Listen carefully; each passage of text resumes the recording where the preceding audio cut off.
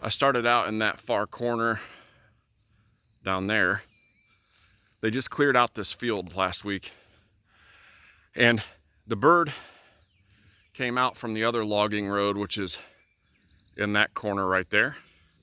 And there's a couple, you can't see them from here, but there's a couple fallen trees in the field. So there's a pretty good crown to this field. It's got a hump, you know, through the middle, and then each side drops off. Well, okay, I was over there in that corner. There was not a single gobble at dawn at all, none. I didn't hear anything. There was one in those woods down that hill on Sunday, and then I had one down that other logging road roosted off to the side. There's been a lot of turkey tracks and manure and stuff in this new field that they just cleared. So I was in that corner with the decoy, and all of a sudden after fly down, he had come out of that left logging road, and I heard a gobble over there.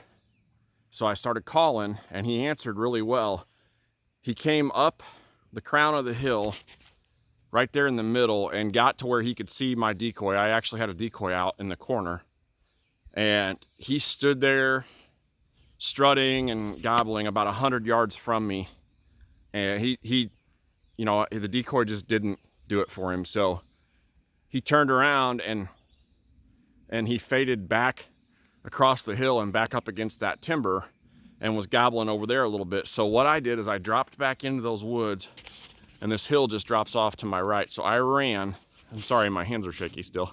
I ran all the way around, and you can see they've piled up all the brush piles here. So I ran all the way around the timber down around the hill there and came up this deep ditch here.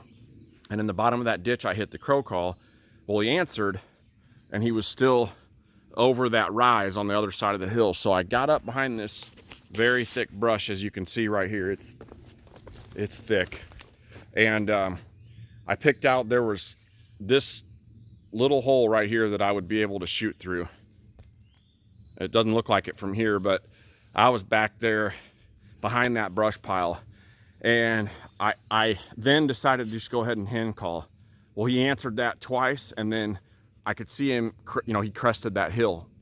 But he was in the thick of that, you know, that thing was in front of me, so there was, and he was too far.